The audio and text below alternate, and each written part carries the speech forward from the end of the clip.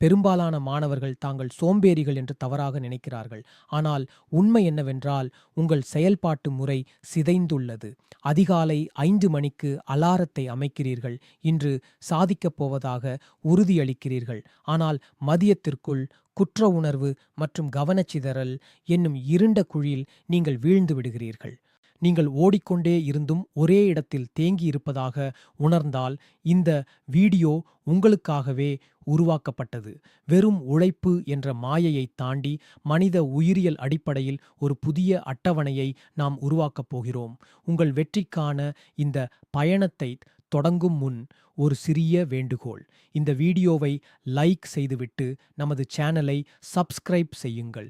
இது போன்ற ஆழமான அறிவு சார்ந்த தகவல்களை தொடர்ந்து வழங்க இது எனக்கு பெரும் உதவியாக இருக்கும். உங்கள் வளர்ச்சிக்கு நீங்கள் கொடுக்கும் முக்கியத்துவமாகவே நான் இதை கருதுகிறேன்.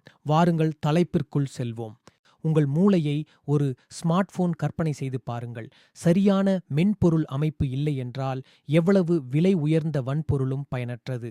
மாணவர்கள் அறிவு கூர்மை இல்லாததால் தோல்வியடைவதில்லை, நேரத்தை நிர்வகிக்க தெரியாததாலேயே தோல்வியடைகிறார்கள். அவர்கள் மிதமிஞ்சிய உழைப்பால் சோர்ந்து போகிறார்கள் அல்லது மிக குறைந்த உழைப்பால் பின்தங்கி விடுகிறார்கள். ஆனால் இங்கேதான் ஒரு பேருண்மை ஒளிந்துள்ளது. ஒழுக்கம் என்பது பிறப்பால் வருவதல்ல, அது நாம் தேர்ந்தெடுக்கும் ஒரு வடிவமைப்பு. உங்கள் காலை பொழுது நீங்கள் கண் விழிக்கும் போது ஆரம்பிப்பதில்லை, மாறாக உங்கள் விழிப்புணர்வின் முதல் 10 நிமிடங்களை நீங்கள் எப்படி கையாளுகிறீர்கள் என்பதில்தான் இருக்கிறது. அந்த அலாரம் சித்திரவதையை நிறுத்துங்கள். காலை 5:30 முதல் 7 மணி வரை கண் விழிப்பதே சரியான நேரம். உலகம் அமைதியாக இருக்கும் தருணம் அது. எந்த ஒரு அறிவிப்புகளோ தேவையற்ற செய்திகளோ உங்களை தொந்தரவு செய்யாது. கண் விழித்தவுடன் அலைபேசியை பார்ப்பது 50 அந்நியர்களை உங்கள் மூளைக்குள் கூச்சலிட அனுமதிப்பதற்கு சமம். அதை தவிர்க்கவும். ஜன்னலை திறந்து இயற்கையான ஒளி உங்கள் கண்களில் படுமாறு செய்யுங்கள். இது உங்கள் மூளையின் கார்டிசோல் சுரப்பை தூண்டி உங்கள் உடலை சுறுசுறுப்படையச் செய்யும். உங்கள் மூளை குளுக்கோஸை எரிபொருளாக கொண்டு இயங்கும் ஒரு இயந்திரம். நீங்கள் காலை உணவை தவிர்க்கும்போது எரிபொருள் இல்லாத ஒரு பந்தய காரை இயக்க முயற்சி செய்கிறீர்கள். முட்டை, ஓட்ஸ் அல்லது பழச்சாறு போன்ற எளிய உணவுகளை எடுத்துக்கொள்ளுங்கள். முக்கியமாக தண்ணீர் குடிக்க மறக்காதீர்கள். நீங்கள் சோர்வாக உணரும் பல நேரங்களில் உண்மையில் உங்கள் உடல் நீரிழப்பால் பாதிக்கப்பட்டிருக்கும். இப்போது கவனிப்போம், வெற்றியாளர்கள் மற்றவர்களை விட எப்படி முந்துகிறார்கள். அவர்களின் ரகசியம் ஆழ்ந்த காலை பணி. உங்கள் மூளை மிக கூர்மையாக இருக்கும் இந்த நேரத்தை தேவையற்ற பணிகளுக்காக வீணாக்காதீர்கள். கடினமான பாடத்தை முதலாவதாக படியுங்கள்.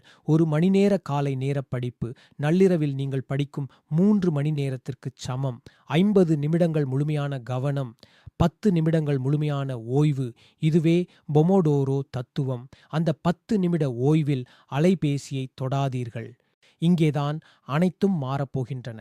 மதியம் 2 மணி அளவில் பெரும்பாலான மாணவர்கள் சோர்வடைவார்கள்.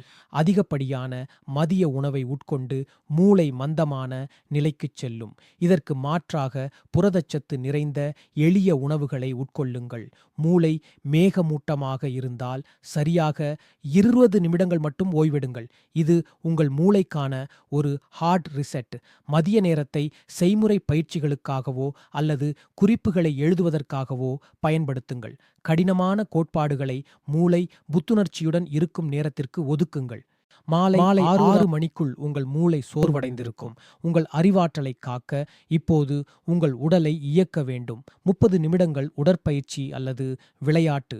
இது உங்கள் மூளைக்கான இரத்த ஓட்டத்தை அதிகரித்து நினைவாற்றலை மேம்படுத்தும். அதன் பிறகு உங்கள் படைப்பாற்றலுக்கு நேரம் ஒதுக்குங்கள். உலகின் சிறந்த மாணவர்கள் தங்களுக்கு பிடித்தமான பொழுதுபோக்குகளில் ஈடுபடுகிறார்கள். இது உங்களை சலிப்பிலிருந்து காப்பாற்றும். படிப்பு என்பது ஒரு சுமையாக இல்லாமல் ஒரு விருப்பமாக மாறும். இறுதியான கட்டம் டிஜிட்டல் சன்செட். தூங்குவதற்கு 30 நிமிடங்களுக்கு முன்பே அனைத்து திரைகளையும் அணைத்து விடுங்கள். அலைபேசியின் நீல ஒளி உங்கள் மூளையை ஏமாற்றி உறக்கத்தை தடுக்கும். இந்த நேரத்தில் நாளை முடிக்க வேண்டிய 3 முக்கியமான பணிகளை எழுதி வையுங்கள். உங்கள் திட்டங்களை தாளில் எழுதும்போது உங்கள் மூளை நிம்மதியடையும். உறக்கம் என்பது வீணான நேரம் அல்ல. அது நீங்கள் அன்று கற்ற அனைத்தையும் நினைவகத்தில் சேமிக்கும் ஒரு செயல்முறை. நீங்கள் சரியாக உறங்காவிட்டால் நீங்கள் எதையும் கற்கவில்லை என்றுதான் அர்த்தம். தீவிரமான உழைப்பை விட தொடர்ச்சியான முயற்சியே எப்போதும் வெற்றி பெறும். நாளை ஒரே நாளில் முழுமையாக மாற முயற்சிக்காதீர்கள். முறையான ஒரு கட்டமைப்பை மட்டும் உருவாக்குங்கள். உங்களிடம் இப்போது அதற்கான வரைபடம் உள்ளது. நாளையென்று தள்ளிப் போடப் போகிறீர்களா அல்லது இன்றே இந்த அமைப்பை தொடங்கப் போகிறீர்களா என்பது உங்கள் கையில். இந்த 30 நாள் சவாலை ஏற்க தயாராக இருந்தால் கீழே உள்ள கருத்துப் பெட்டியில் சிஸ்டம் என்று பதிவிடுங்கள். உங்கள் வளர்ச்சிக்கு துணையாக இருக்க மறக்காமல் சப்ஸ்கிரைப் செய்யுங்கள். உங்கள் சிறந்த எதிர்காலம் உங்களுக்காக காத்திருக்கிறது.